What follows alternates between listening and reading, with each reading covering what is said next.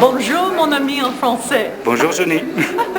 Unfortunately, that's about all the French I know, so I hope somebody's translating me well. Our friend here has asked me to share a couple of minutes with you about my testimony. As you can see, I'm in a wheelchair, and that's a result of a diving accident that happened many years ago, 20 years ago to be exact. And as you can also imagine, I was pretty irritated the first couple of years. I just could not understand, well, how a loving God could allow something like this to happen to me. But then again, you know what I mean, because you probably have asked the same question.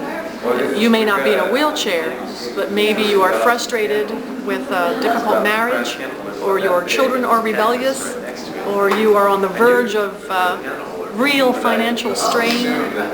We have all sorts of problems each and every day, and my problems are no different than yours. They just may be a little deeper. Well, for many years I laid in that hospital bed wondering why God allowed this to happen. I twisted his arm for many, many months. But finally I began to crack under the power and the pressure of other people's prayers. I can't explain it, the mystery of prayer. It's just that I knew people were praying. And these same people who prayed would come into the hospital and be so real with me. In other words, they didn't quote grocery lists of Bible verses. Instead, they brought in their guitars, they would sit on the edge of my bed, we would sing, we would play favorite record albums, they'd bring in magazines, they'd polish my nails, or just treat me like a real person. And because they did that, they won the right to be heard. And then when they started sharing things from God's Word, it made all the difference. I listened because they had credibility. There was validity to their words. There was real depth. And they had already backed up their faith with actions. So I cracked under the power of their love and their prayers. And then I began to read God's Word with real interest. Not with skepticism so much as I had done in months before, but with honest searching. No longer the searching of a clenched fist saying why, but the searching of an honest heart that said, okay God, tell me what's next.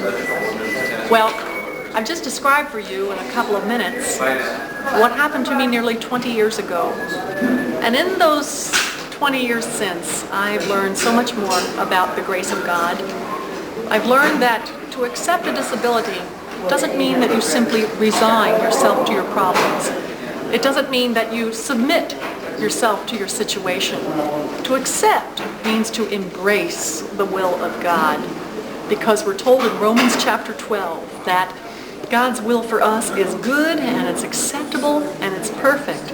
And we're told, I believe it's in 1 Peter chapter 4, 9 or 19, I'm not certain, that those of us who suffer in the flesh should commit ourselves to our faithful Creator and continue to do good. So if you're suffering today, whether it be with a severe disability like mine or not, commit yourself to your faithful Creator. That's trusting Him. And continue to do good. That's obeying Him. God bless you, and merci. Au revoir, Joni. Merci beaucoup. Au revoir.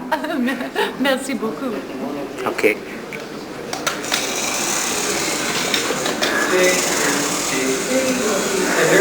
You guys finished? Oh, you're asking about it.